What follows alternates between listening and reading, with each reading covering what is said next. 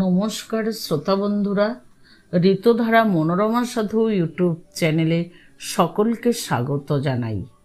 এখন চলছে বৈশাখ মাস, আর এই মাস এলেই মনে পড়ে যায় আমাদের প্রাণের ঠাকুর রবীন্দ্রনাথের কথা। তাই তার ছোট গল্পগুলি এই মাসে ঋতুধারা ইউটিউব চ্যানেলে নিবেদন করব, এটাই স্বাভাবিক। আমাদের আজকের নিবেদন মণিহারা, লিখেছেন আমার প্রাণের ঠাকুর বিশ্ববরেণ্য রবীন্দ্রনাথ ঠাকুর।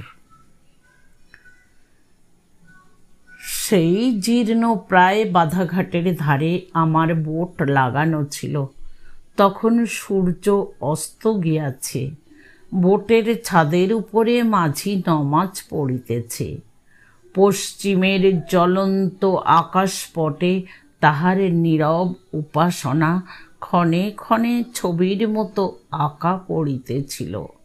স্থির রেখাহীন নদীর জলের উপর ভাষাতীত অসংখ্য বর্ণচ্ছটা দেখিতে দেখিতে ফিকা হইতে গাঢ় লেখায়, সোনার রং হইতে ইস্পাতের রঙে, এক আভা হইতে আর এক আভায় মিলাইয়া আসিতেছিল।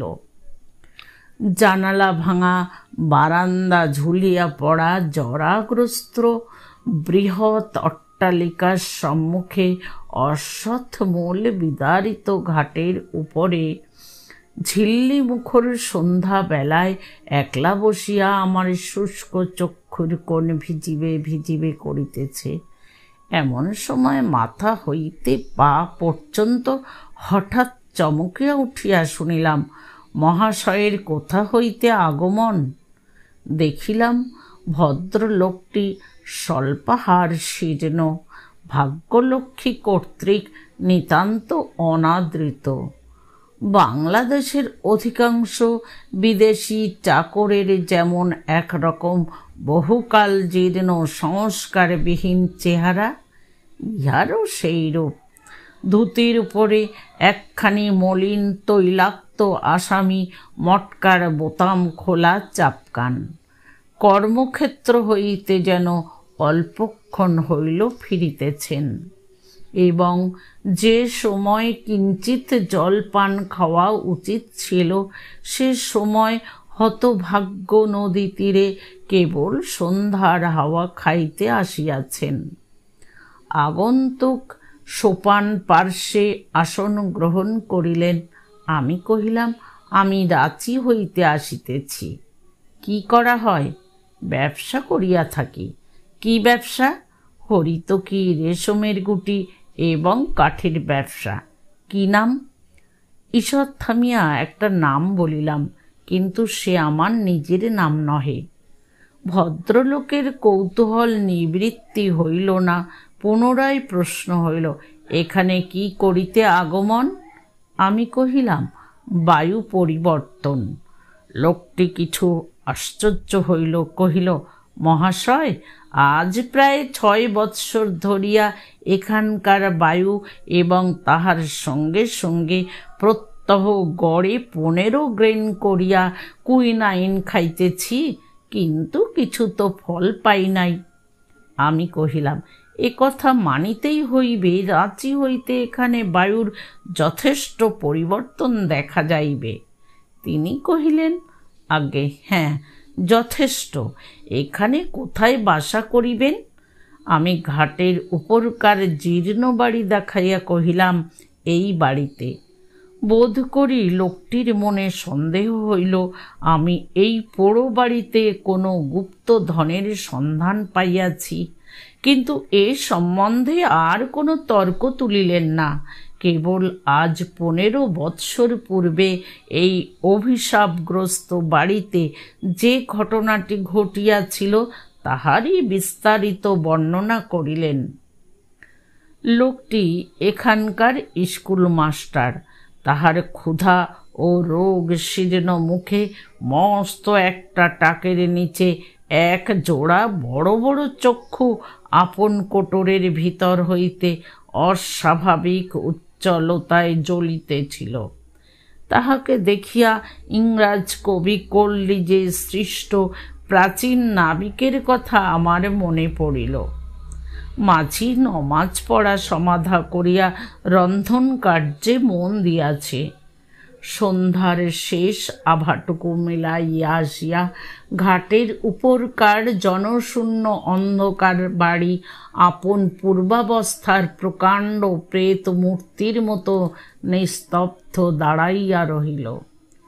স্কুল মাস্টার কহিলেন, আমি এই গ্রামে আসার প্রায় 10 বৎসর পূর্বে এই বাড়িতে ফণীভূষণ সাহা বাস করিতেন।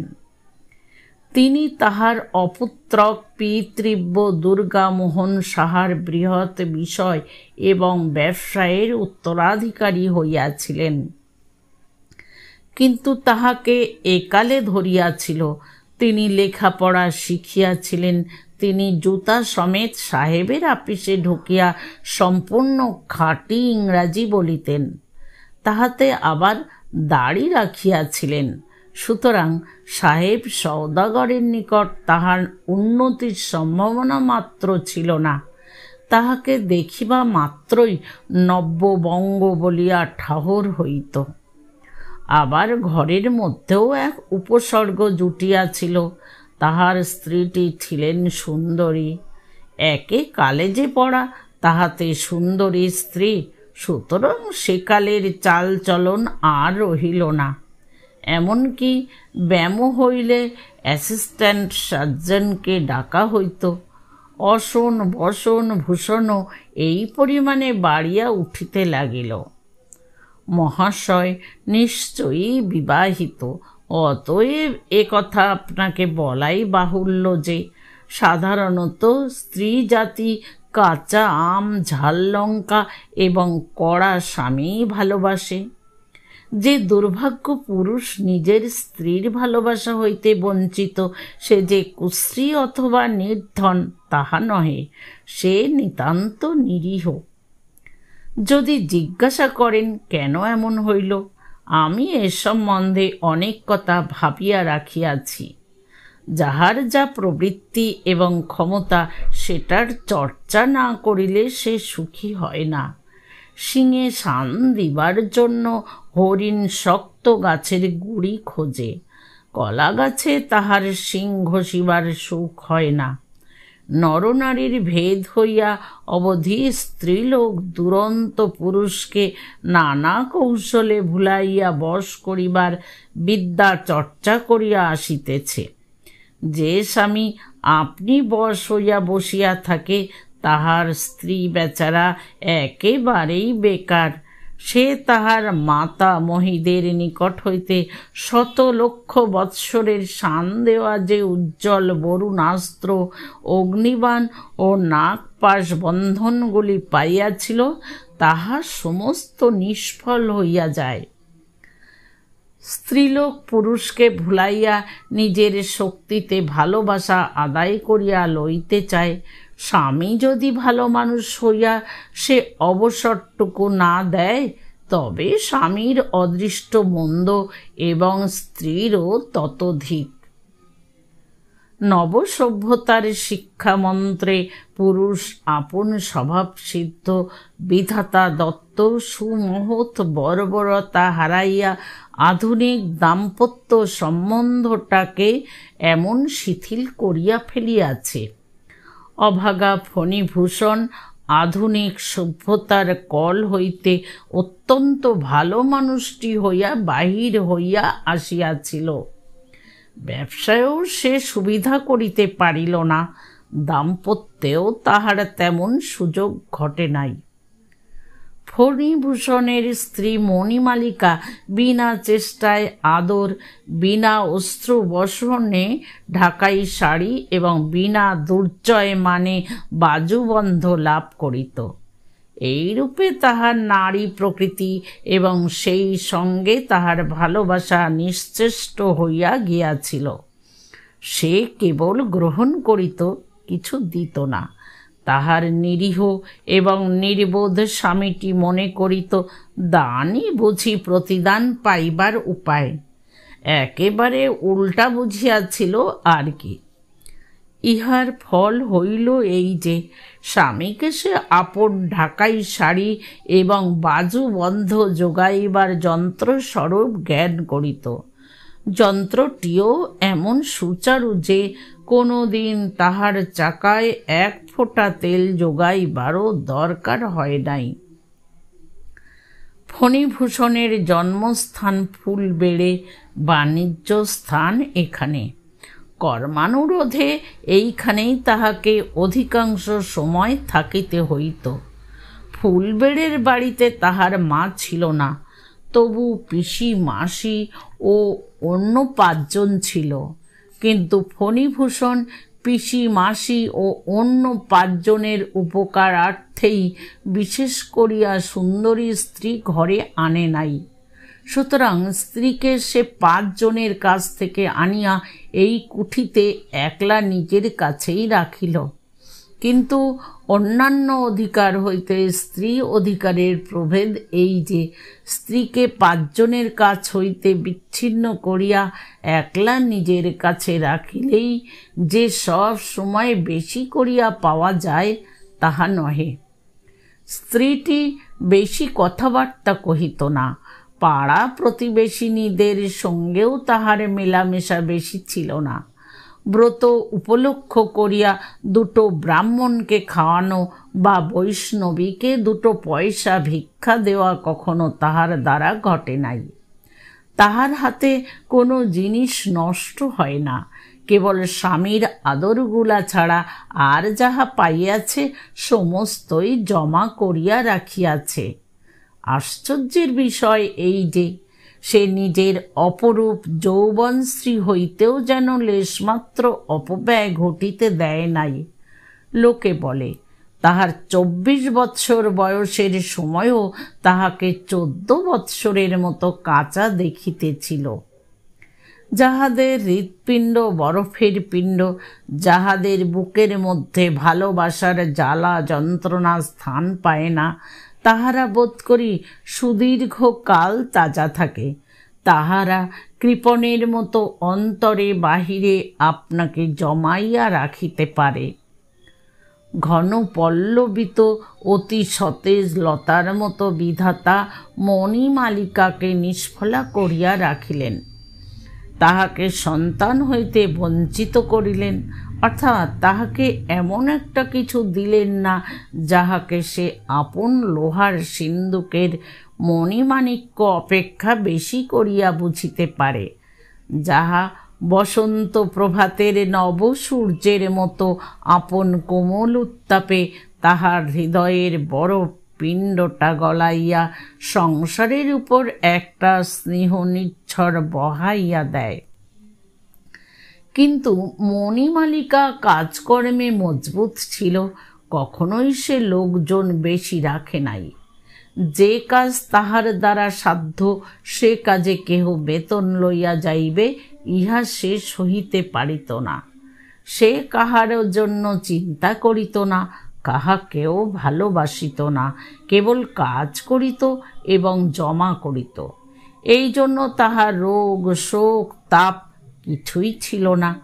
অপরিমিত স্বাস্থ্য, অবিচলিত শান্তি এবং সঞ্চীয়মান সম্পদের মধ্যে সে সবলে বিরাজ করিত। অধিকাংশ স্বামীর পক্ষে ইহাই যথেষ্ট। যথেষ্ট কেন, ইহা দুর্লভ।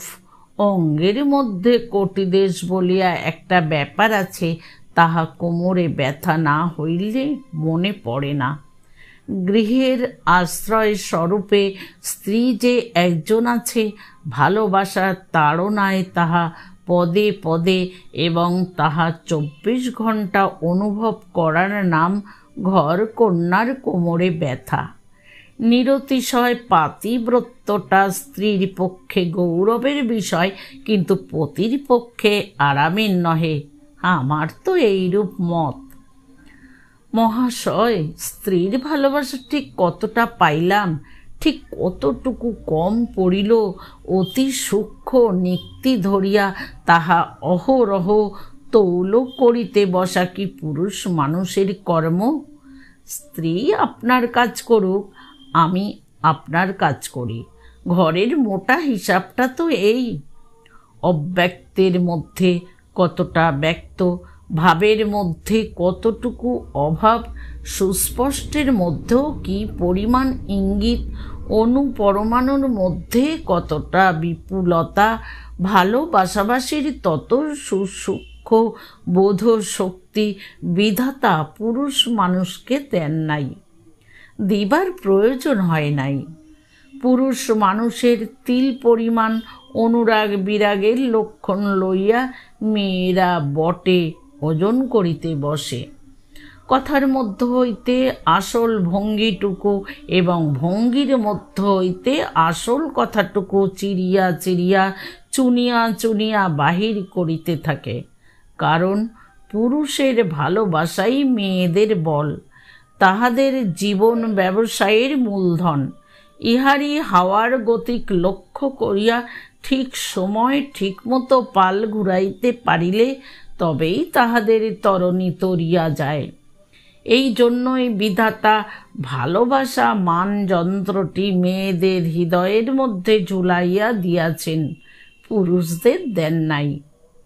কিন্তু বিধাতা যাহা দেন নাই, সম্প্রতি পুরুষরা সেটি সংগ্রহ করিয়া লইয়াছেন। কবিরা বিধাতার উপর টেক্কা দিয়া এই দুর্লভ যন্ত্রটি, এই দিগদর্শন যন্ত্রণা শলাকাটি নির্বিচারে সর্বসাধারণের হস্তে দিয়াছেন। বিধাতার দোষ দিই না, তিনি মেয়ে পুরুষকে যথেষ্ট ভিন্ন করিয়াই সৃষ্টি করিয়াছিলেন, কিন্তু সভ্যতায় সে ভেদ আর থাকে না। এখন মেয়েও পুরুষ হইতেছে, পুরুষও মেয়ে হইতেছে। সুতরাং ঘরের মধ্য হইতে শান্তি ও শৃঙ্খলা বিদায় লইল। এখন শুভ বিবাহের পূর্বে পুরুষকে বিবাহ করিতেছি না মেয়েকে বিবাহ করিতেছি, তাহা কোনো মতেই নিশ্চয় করিতে না পারিয়া বর কন্যা উভয়েরই চিত্ত আশঙ্কায় দুরু দুরু করিতে থাকে। আপনি বিরক্ত হইতেছেন, একলা পড়িয়া থাকি, স্ত্রীর নিকট হইতে নির্বাসিত, দূর হইতে সংসারের অনেক নিগূঢ় তত্ত্ব মনের মধ্যে উদয় হয়। এগুলো ছাত্রদের কাছে বলিবার বিষয় নয়। কথা প্রসঙ্গে আপনাকে বলিয়া লইলাম, চিন্তা করিয়া দেখিবেন। মোট কথাটা এই যে, যদিচ রন্ধনে নুন কম হইত না এবং পানে চুন বেশি হইত না, তথাপি ফণিভূষণের হৃদয় কি যেন কি নামক একটা দুঃসাধ্য উৎপাত অনুভব করিত।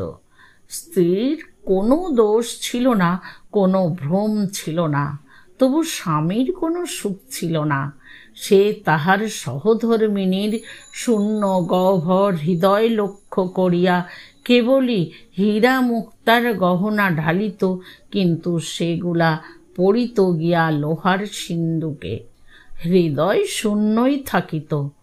খুড়া দুর্গামোহন ভালোবাসা এত সূক্ষ্ম করিয়া বুঝিত না, এত কাতর হইয়া চাহিত না, এত প্রচুর পরিমাণে দিত না, অথচ খুড়ির নিকট হইতে তাহা অজস্র পরিমাণে লাভ করিত।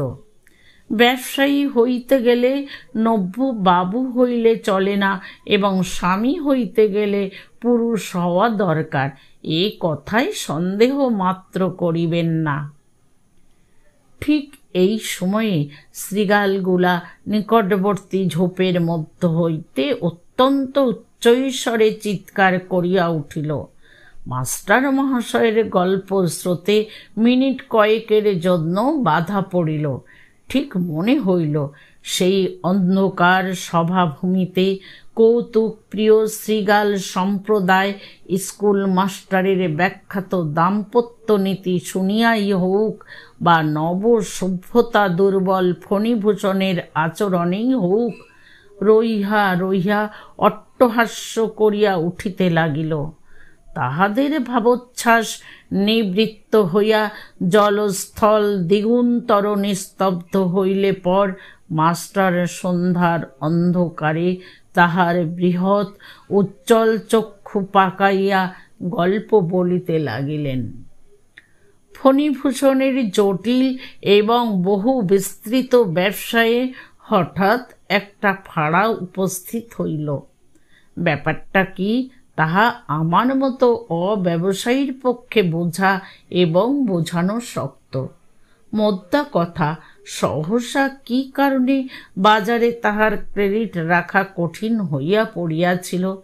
যদি কেবল 5টা দিনের জন্য সে কোথাও হইতে 1,50,000 টাকা বাহির করিতে পারে, বাজারে একবার বিদ্যুতের মতো এই টাকাটার চেহারা দেখাইয়া যায়, তাহা হইলেই মুহূর্তের মধ্যে সংকট উত্তীর্ণ হইয়া তাহার ব্যবসা পাল ভরে ছুটিয়া চলিতে পারে।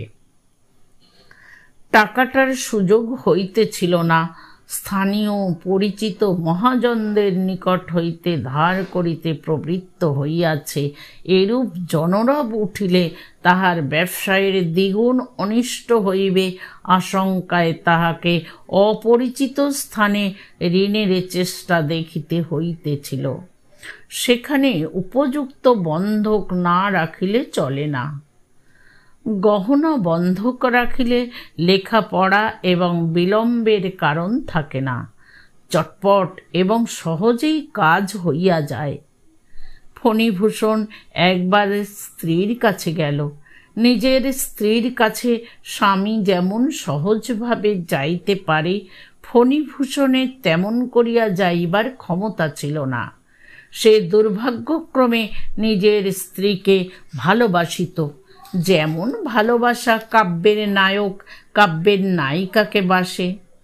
যে ভালোবাসায় সন্তর্পণে পদক্ষেপ করিতে হয় এবং সকল কথা মুখে ফুটিয়া বাহির হইতে পারে না, যে ভালোবাসার প্রবল আকর্ষণ সূর্য এবং পৃথিবীর আকর্ষণের ন্যায় মাঝখানে একটা অতি দূর ব্যবধান রাখিয়া দেয়। তথাপি তেমন তেমন দায়ে পড়িলে কাব্যের নায়ককেও প্রেয়সীর নিকট হুন্ডি এবং বন্ধক এবং হ্যান্ডনোটের প্রসঙ্গ তুলিতে হয়। কিন্তু সুর বাঁধিয়া যায়, বাক্যস্খলন হয়, এমন সকল পরিষ্কার কাজের কথার মধ্যেও ভাবের জরিমা ও বেদনার বেপথু আসিয়া উপস্থিত হয়। হতভাগ্য ফণিভূষণ স্পষ্ট করিয়া বলিতে পারিল না, ওগো, আমার দরকার হইয়াছে, তোমার গহনাগুলো দাও। কথাটা বলিল, অথচ অত্যন্ত দুর্বলভাবে বলিল। মণিমালিকা যখন কঠিন মুখ করিয়া হ্যাঁ না কিছুই উত্তর করিল না, তখন সে একটা অত্যন্ত নিষ্ঠুর আঘাত পাইল, কিন্তু আঘাত করিল না। কারণ পুরুষোচিত বর্বরতা লেশমাত্র তাহার ছিল না। যেখানে জোর করিয়া কাড়িয়া লওয়া উচিত ছিল, সেখানে সে আপনার আন্তরিক ক্ষোভ পর্যন্ত চাপিয়া গেল। যেখানে ভালোবাসার একমাত্র অধিকার সর্বনাশ হইয়া গেলেও সেখানে বলকে প্রবেশ করিতে দিবে না, এই তাহার মনের ভাব। এ সম্বন্ধে তাহাকে যদি ভৎসনা করা যাইত, তবে সম্ভবত সে এইরূপ সূক্ষ্ম তর্ক করিত যে বাজারে যদি অন্যায় কারণেও আমার ক্রেডিট না থাকে, তবে তাই বলিয়া বাজার লুটিয়া লইবার অধিকার আমার নাই। স্ত্রী যদি স্বেচ্ছাপূর্বক বিশ্বাস করিয়া আমাকে গহনা না দেয়, তবে তাহা আমি কাড়িয়া লইতে পারি না। বাজারে যেমন ক্রেডিট, ঘরে তেমনি ভালোবাসা, বাহুবল কেবল রণক্ষেত্রে। পদে পদে এইরূপ অত্যন্ত সূক্ষ্ম সূক্ষ্ম তর্কসূত্র কাটিবার জন্যই কি বিধাতা পুরুষ মানুষকে এরূপ উদার, এরূপ প্রবল, এরূপ বৃহদাকার করিয়া নির্মাণ করিয়াছিলেন? তাহার কি বসিয়া বসিয়া অত্যন্ত সুকুমার চিত্তবৃত্তিকে নিরতিশয় তনিমার সহিত অনুভব করিবার অবকাশ আছে? না, ইহা তাহাকে শোভা পায়।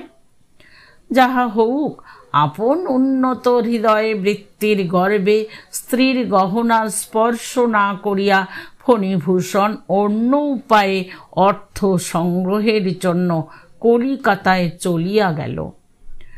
সংসারে সাধারণত স্ত্রীকে স্বামী যতটা চেনে, স্বামীকে স্ত্রী তাহার চেয়ে অনেক বেশি চেনে।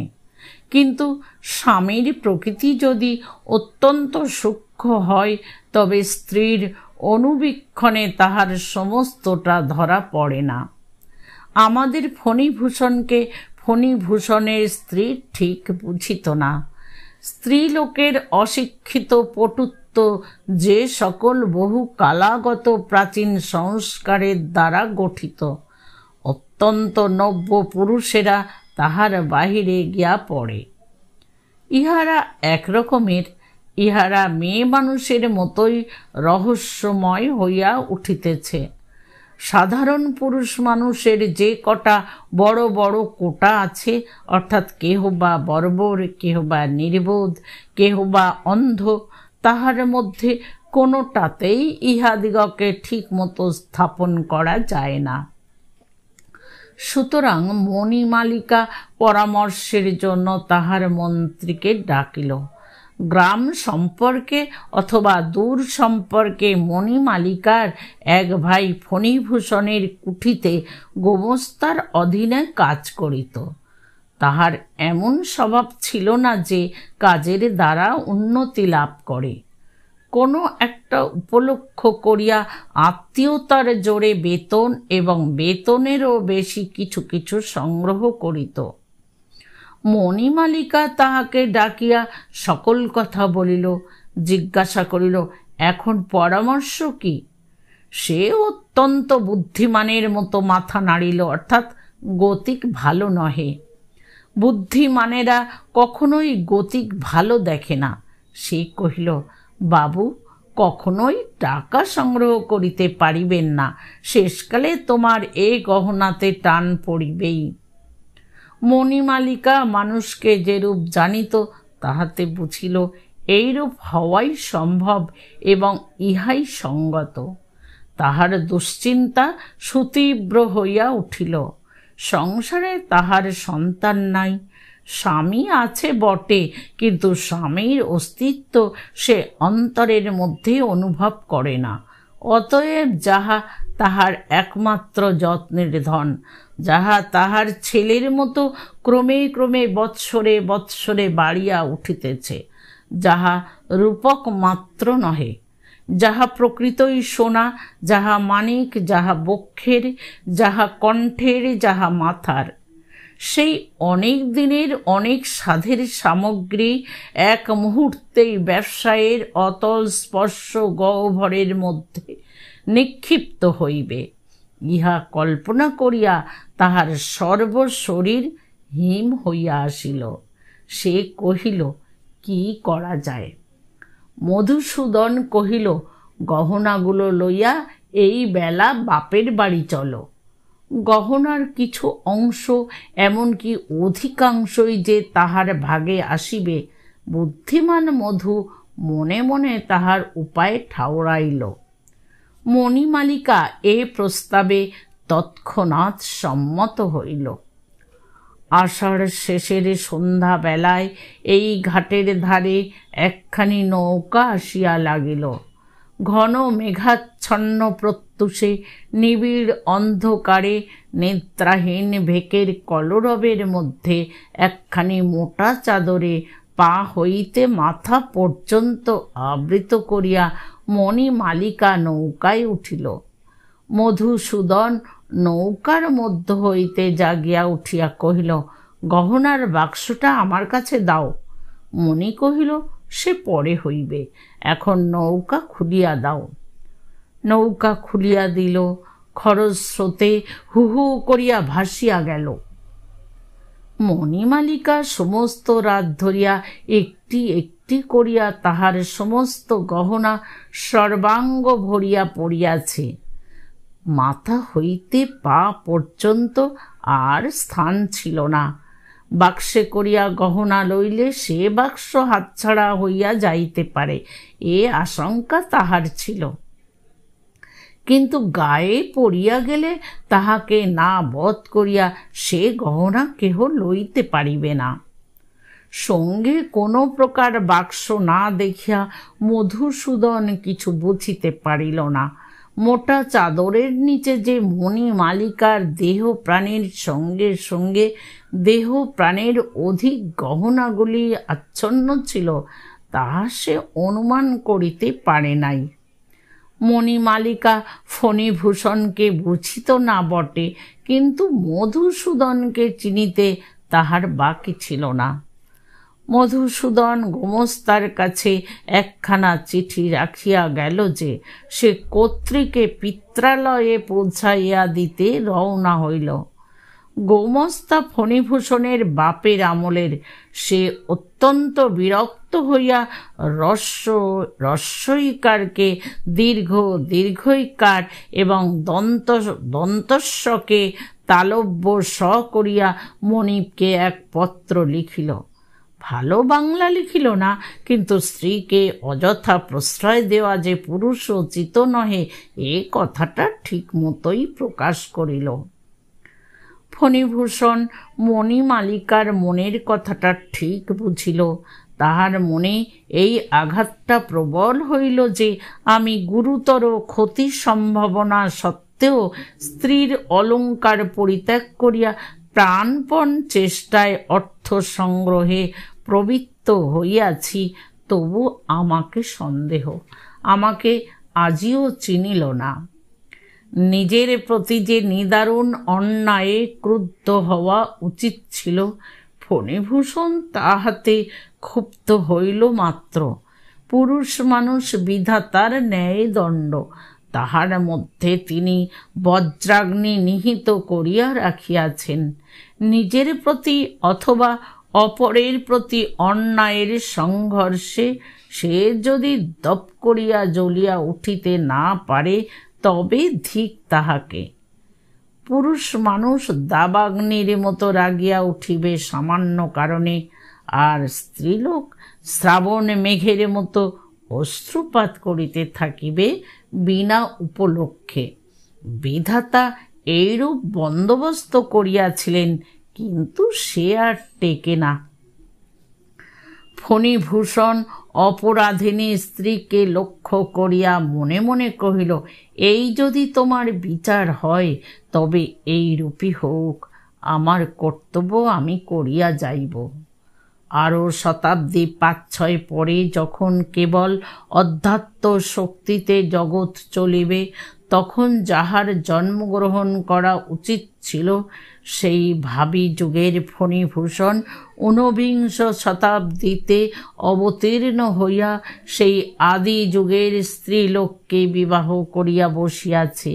শাস্ত্রে যাহার বুদ্ধিকে প্রলয়ঙ্করী বলিয়া থাকে। ফণিভূষণ স্ত্রীকে এক এক অক্ষর পত্র লিখিল না এবং মনে মনে প্রতিজ্ঞা করিল, এ সম্বন্ধে স্ত্রীর কাছে কখনো সে কোনো কথার উল্লেখ করিবে না। কি ভীষণ দণ্ডবিধি! দিন 10 পরে কোনো মতে যথোপযুক্ত টাকা সংগ্রহ করিয়া বিপদ উত্তীর্ণ ফণিভূষণ বাড়ি আসিয়া উপস্থিত হইল। সে জানিত বাপের বাড়িতে গহনাপত্র রাখিয়া এতদিনে মণিমালিকা ঘরে ফিরিয়া আসিয়াছে। সেদিনকার দিন প্রার্থীভাব ত্যাগ করিয়া কৃতকার্য কৃতি পুরুষ স্ত্রীর কাছে দেখা দিলে মণি যে কিরূপ লজ্জিত এবং অনাবশ্যক প্রয়াসের জন্য কিঞ্চিত অনুতপ্ত হইবে, ইহাই কল্পনা করিতে করিতে ফণিভূষণ অন্তঃপুরে শয়নাগারের দ্বারের কাছে আসিয়া উপনীত হইল। দেখিল দ্বার রুদ্ধ। তালা ভাঙিয়া ঘরে ঢুকিয়া দেখিল ঘর শূন্য। কোণে লোহার সিন্দুক খোলা পড়িয়া আছে, তাহাতে গহনাপত্রের চিহ্ন মাত্র নাই। স্বামীর বুকের মধ্যে ধক করিয়া একটা ঘা লাগিল। মনে হইল সংসার উদ্দেশ্যহীন এবং ভালোবাসা ও বাণিজ্য ব্যবসা সমস্তই ব্যর্থ। আমরা এই সংসার পিঞ্জরের প্রত্যেক শলাকার উপরে প্রাণপাত করিতে বসিয়াছি, কিন্তু তাহার ভিতরে পাখি নাই, রাখিলেও সে থাকে না। তবে অহরহ হৃদয় খনির রক্ত মানিক ও অশ্রু জলের মুক্তামালা দিয়া কি সাজাইতে বসিয়াছি। এই চিরজীবনের সর্বস্ব জড়ানো শূন্য সংসার খাঁচাটা ফণিভূষণ মনে মনে পদাঘাত করিয়া অতি দূরে ফেলিয়া দিল। ফণিভূষণ স্ত্রীর সম্বন্ধে কোনরূপ চেষ্টা করিতে চাহিল না। মনে করিল যদি ইচ্ছা হয় তো ফিরিয়া আসিবে। বৃদ্ধ ব্রাহ্মণ গোমস্তা আসিয়া কহিল, চুপ করিয়া থাকিলে কি হইবে, কর্তৃবধূর খবর লওয়া চাইত। এই বলিয়া মণিমালিকার পিত্রালয়ে লোক পাঠাইয়া দিল। সেখান হইতে খবর আসিল মণি অথবা মধু এ পর্যন্ত সেখানে পৌঁছে নাই। তখন চারিদিকে খোঁজ পড়িয়া গেল। নদী তীরে তীরে প্রশ্ন করিতে করিতে লোক ছুটিল। মধুর তল্লাশ করিতে পুলিশে খবর দেওয়া হইল। কোন নৌকা, নৌকার মাঝিকে, কোন পথে তাহারা কোথায় চলিয়া গেল তাহার কোনো সন্ধান মিলিল না।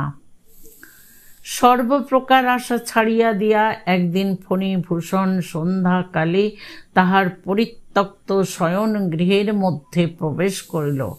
সেদিন জন্মাষ্টমী। সকাল হইতে অবিশ্রান্ত বৃষ্টি পড়িতেছে। উৎসব উপলক্ষে গ্রামের প্রান্তরে একটা মেলা বসে। সেখানে ৮ চালার মধ্যে ১২ যাত্রা আরম্ভ হইয়াছে। মুষলধারায় বৃষ্টিপাত শব্দে যাত্রার গানের সুর মৃদুতর হইয়া কানে আসিয়া প্রবেশ করিতেছে।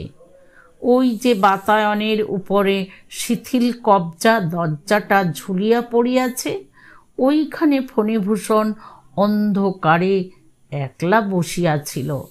বাদলার হাওয়া, বৃষ্টির ছাট এবং যাত্রার গান ঘরের মধ্যে প্রবেশ করিতেছিল, কোনো খেয়ালই ছিল না। ঘরের দেওয়ালে আর্ট স্টুডিও রচিত লক্ষ্মী সরস্বতীর একজোড়া ছবি টাঙানো। আলনার উপরে একটি গামছা ও তোয়ালে, একটি চুড়ি পেড়ে ও একটি ডুরে শাড়ি সদ্য ব্যবহারযোগ্যভাবে পাকানো ঝুলানো রহিয়াছে।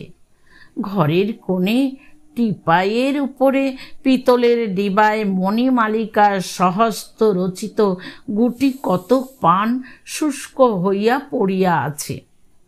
কাচের আলমারির মধ্যে তাহার আবাল্য সঞ্চিত চীনের পুতুল, এসেন্সের শিশি, রঙিন কাচের ডিক্যান্টার, শৌখিন তাস, সমুদ্রের বড় বড় কড়ি, এমনকি শূন্য সাবানের বাক্সগুলি পর্যন্ত অতি পরিপাটি করিয়া সাজানো।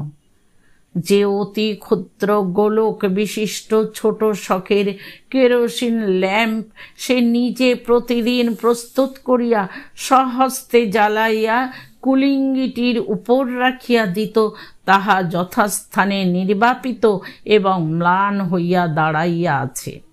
কেবল সেই ক্ষুদ্র ল্যাম্পটি এই শয়ন কক্ষে মণিমালিকার শেষ মুহূর্তের নিরুত্তর সাক্ষী।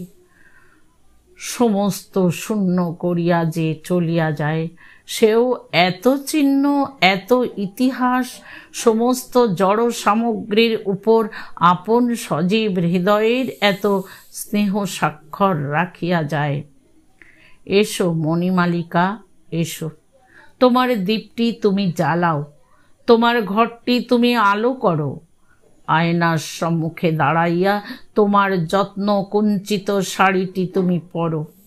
তোমার জিনিসগুলি তোমার জন্য অপেক্ষা করিতেছে। তোমার কাছ হইতে কেহ কিছু প্রত্যাশা করে না, কেবল তুমি উপস্থিত হইয়া মাত্র তোমার অক্ষয় যৌবন, তোমার অম্লান সৌন্দর্য লইয়া চারিদিকের এই সকল বিপুল বিক্ষিপ্ত অনাথ জড় সামগ্রী রাশিকে একটি প্রাণের ঐক্যে সঞ্জীবিত করিয়া রাখো। এই সকল মুখ প্রাণহীন পদার্থের অব্যক্ত ক্রন্দন গৃহকে শ্মশান করিয়া তুলিয়াছে। গভীর রাত্রে কখন এক সময়ে বৃষ্টির ধারা এবং যাত্রার গান থামিয়া গেছে।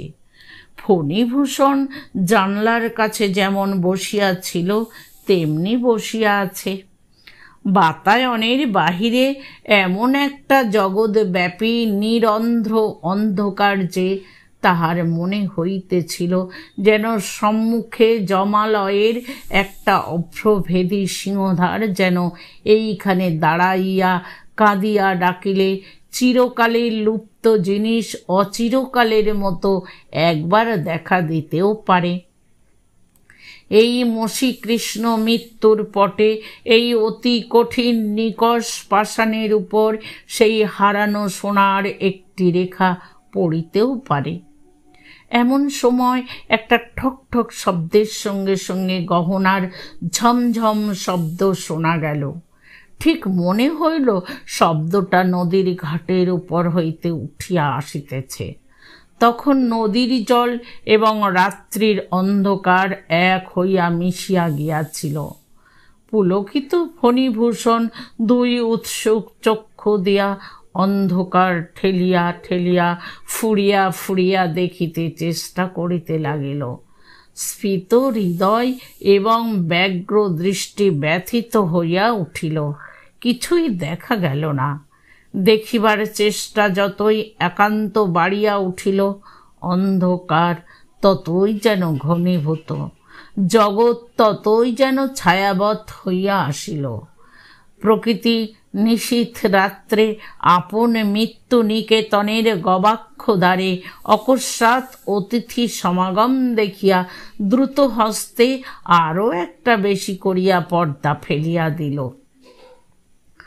শব্দটা ক্রমে ঘাটের সর্বোচ্চ সোপানতল ছাড়িয়া বাড়ির দিকে অগ্রসর হইতে লাগিল। বাড়ির সম্মুখে আসিয়া থামিল। দেউড়ি বন্ধ করিয়া দরোয়ান যাত্রা শুনিতে গিয়াছিল।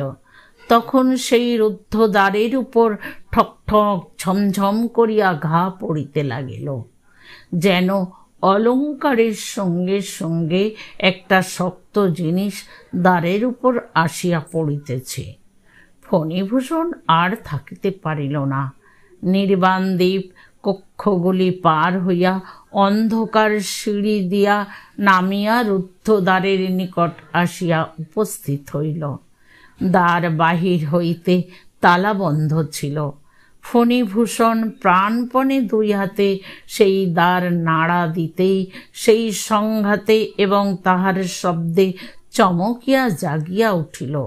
দেখিতে পাইল সে নিদ্রিত অবস্থায় উপর হইতে নিচে নামিয়া আসিয়াছিল। তাহার সর্বশরীর ঘর্মাক্ত, হাত পা বরফের মতো ঠান্ডা এবং হৃৎপিণ্ড নির্বাণোন্মুখ প্রদীপের মতো স্ফুরিত হইতেছে। স্বপ্ন ভাঙিয়া দেখিল বাহিরে আর কোনো শব্দ নাই, কেবল শ্রাবণের ধারা তখনও ঝরঝর শব্দে পড়িতেছিল এবং তাহারই সহিত মিশ্রিত হইয়া শোনা যাইতেছিল যাত্রার ছেলেরা ভোরের সুরে তান ধরিয়াছে। যদিচ ব্যাপারটা সমস্তই স্বপ্ন, কিন্তু এত অধিক নিকটবর্তী এবং সত্যবৎ যে ফণিভূষণের মনে হইল যেন অতি অল্পের জন্যই সে তাহার অসম্ভব আকাঙ্ক্ষার আশ্চর্য সফলতা হইতে বঞ্চিত হইল। সেই জলপতন শব্দের সহিত দুরাগত ভৈরবীর তান তাহাকে বলিতে লাগিল, এই জাগরণই স্বপ্ন, এই জগৎই মিথ্যা। তাহার পরদিনেও যাত্রা ছিল এবং দারোয়ানেরও ছুটি ছিল। ফণিভূষণ হুকুম দিল, আজ সমস্ত রাত্রি যেন দেউড়ির দরজা খোলা থাকে।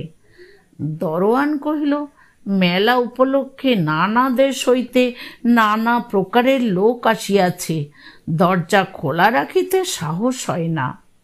ফণিভূষণ সে কথা মানিল না। দরোয়ান কহিল, তবে আমি সমস্ত রাত্রি হাজিরি থাকিয়া পাহারা দিব। ফণিভূষণ কহিল, সে হইবে না, তোমাকে যাত্রা শুনিতে যাইতেই হইবে। দরোয়ান আশ্চর্য হইয়া গেল। পরদিন সন্ধ্যাবেলায় দীপ নিভাইয়া দিয়া ফণিভূষণ তাহার শয়ন কক্ষের সেই বাতায়নে আসিয়া বসিল। আকাশে অবৃষ্টি সংরম্ভ মেঘ এবং চতুর্দিকে কোনো একটি অনির্দিষ্ট আসন্ন প্রতীক্ষার নিস্তব্ধতা। ভেকের অশ্রান্ত কলরব এবং যাত্রার গানের চিৎকার ধ্বনি সেই স্তব্ধতা ভাঙিতে পারে নাই। কেবল তাহার মধ্যে একটা অসঙ্গত অদ্ভুত রস বিস্তার করিতেছিল। অনেক রাত্রে এক সময়ে ভেক এবং ঝিল্লি এবং যাত্রার দলের ছেলেরা চুপ করিয়া গেল এবং রাত্রের অন্ধকারের উপরে আরও একটা কিসের অন্ধকার আসিয়া পড়িল। বোঝা গেল এইবার সময় আসিয়াছে। পূর্বদিনের মতো নদীর ঘাটে একটা ঠকঠক এবং ঝমঝম শব্দ উঠিল, কিন্তু ফণিভূষণ সেদিকে চোখ ফিরাইল না। তাহার ভয় হইল, পাছে অধীর ইচ্ছা এবং অশান্ত চেষ্টায় তাহার সকল ইচ্ছা সকল চেষ্টা ব্যর্থ হইয়া যায়। পাছে আগ্রহের বেগ তাহার ইন্দ্রিয় শক্তিকে অভিভূত করিয়া ফেলে। সে আপনার সকল চেষ্টা নিজের মনকে দমন করিবার জন্য প্রয়োগ করিল। কাঠের মূর্তির মতো শক্ত হইয়া স্থির হইয়া বসিয়া রহিল। সিঞ্জিত শব্দ আজ ঘাট হইতে ক্রমে ক্রমে অগ্রসর হইয়া মুক্ত দ্বারের মধ্যে প্রবেশ করিল।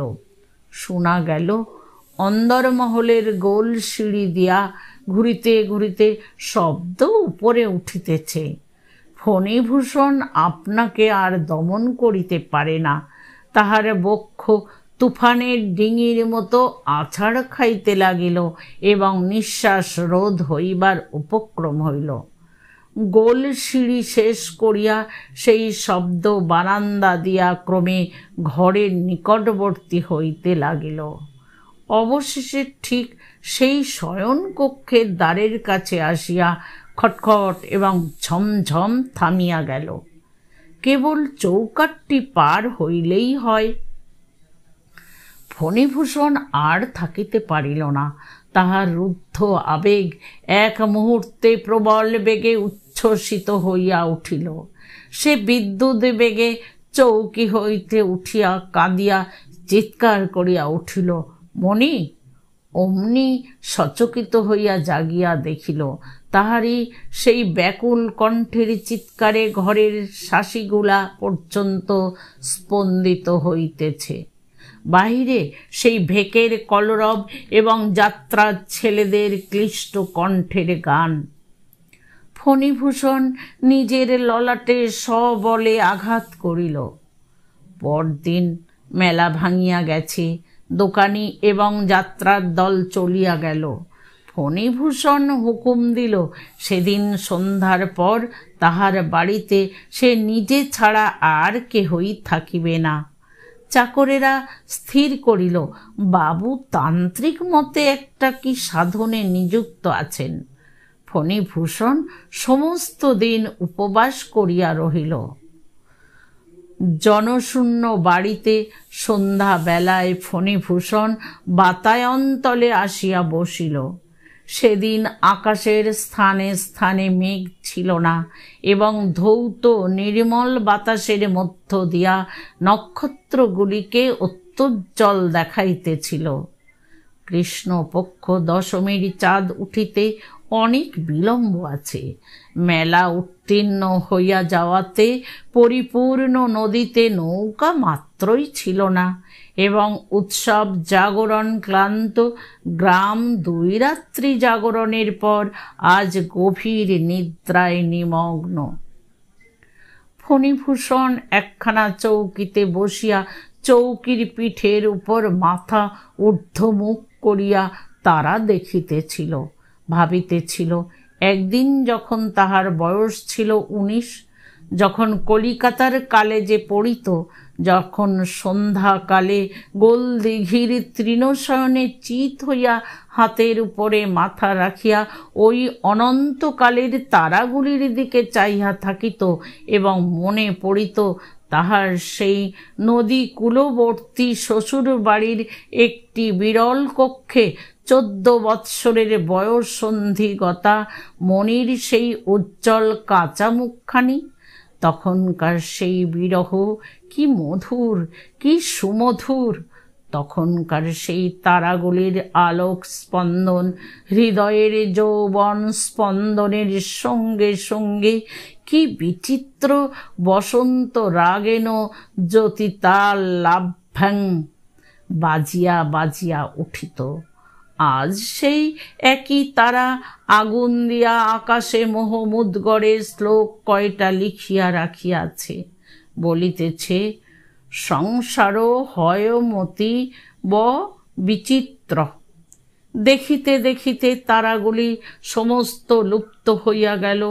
আকাশ হইতে একখানা অন্ধকার নামিয়া এবং পৃথিবী হইতে একখানা অন্ধকার উঠিয়া চোখের উপরকার এবং নিচেকার পল্লবের মতো একত্র আসিয়া মিলিত হইল।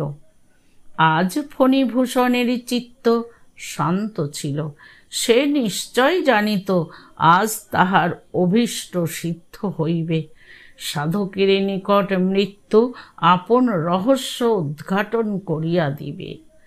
পূর্ব রাত্রির মতো সেই শব্দ নদীর জলের মধ্য হইতে ঘাটের সোপানের উপর উঠিল।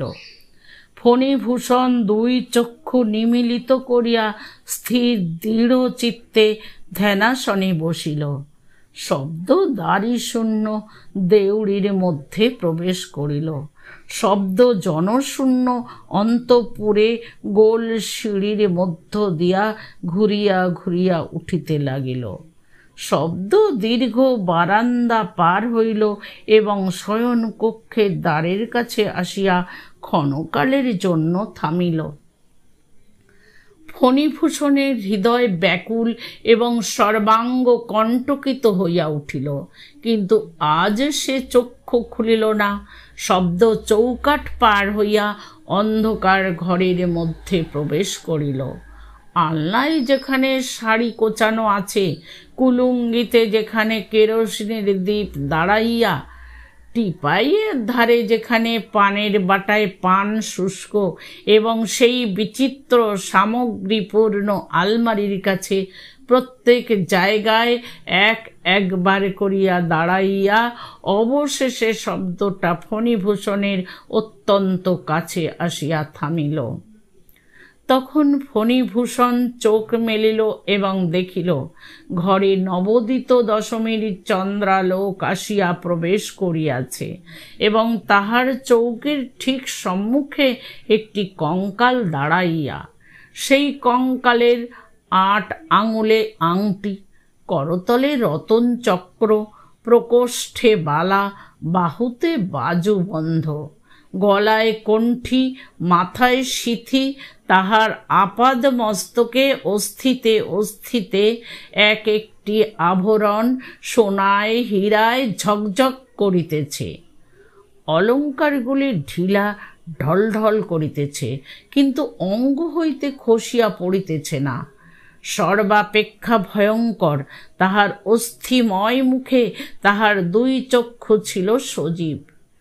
সেই কালো তারা, সেই ঘন দীর্ঘ পক্ষ, সেই সজল উজ্জ্বলতা, সেই অবিচলিত দৃঢ় শান্ত দৃষ্টি আজ 18 বৎসর পূর্বে একদিন আলোকিত সভাগৃহে নহবতের সাহানা আলাপের মধ্যে ফণিভূষণ যে 2টি আয়ত সুন্দর কালো কালো ঢলঢল চোখ শুভ দৃষ্টিতে প্রথম দেখিয়াছিল, সেই 2টি চক্ষুই আজ শ্রাবণের অর্ধরাত্রে কৃষ্ণপক্ষ দশমীর চন্দ্র কিরণে দেখিল।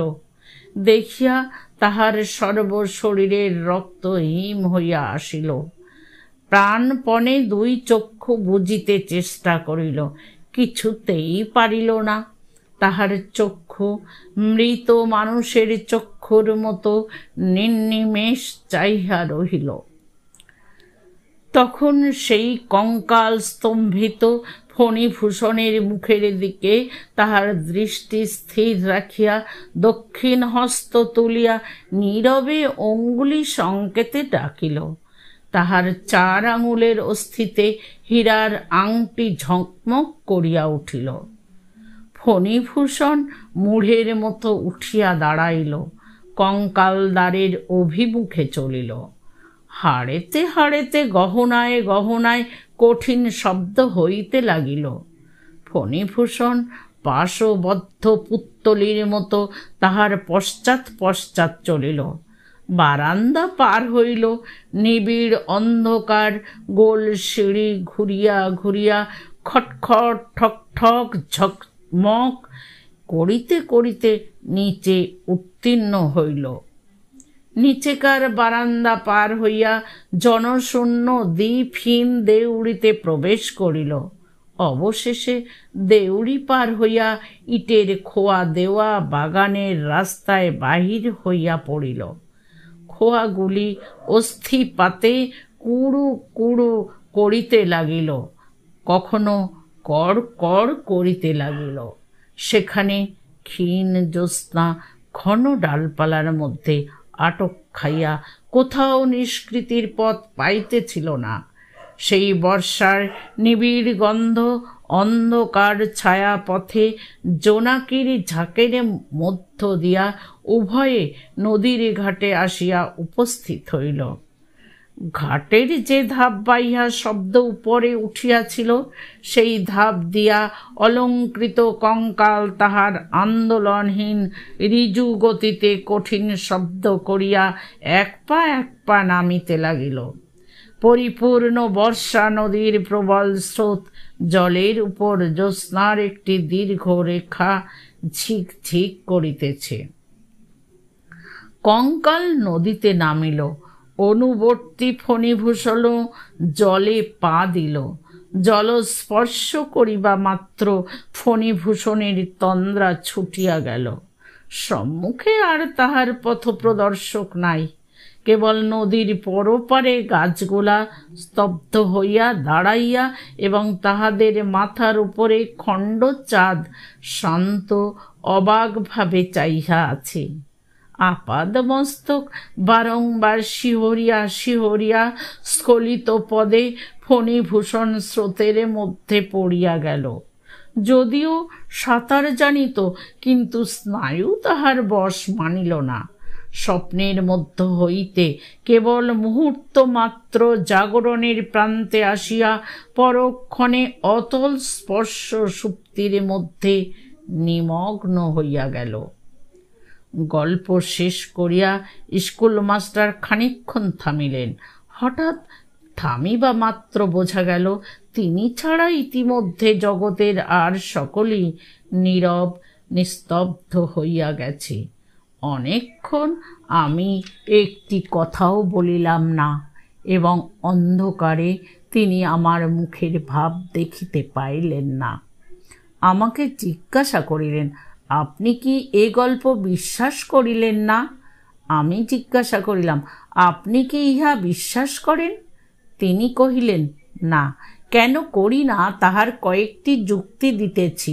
প্রথমত, প্রকৃতি ঠাকুরানী উপন্যাস লেখিকা নহেন, তাহার হাতে বিস্তর কাজ আছে। আমি কহিলাম, দ্বিতীয়ত, আমারই নাম শ্রীযুক্ত ফণিভূষণ সাহা। স্কুল মাস্টার কিছুমাত্র লজ্জিত না হইয়া কহিলেন, আমি তাহা হইলে ঠিকই অনুমান করিয়াছিলাম। আপনার স্ত্রীর নাম কি ছিল? আমি কহিলাম, নিত্যকালী।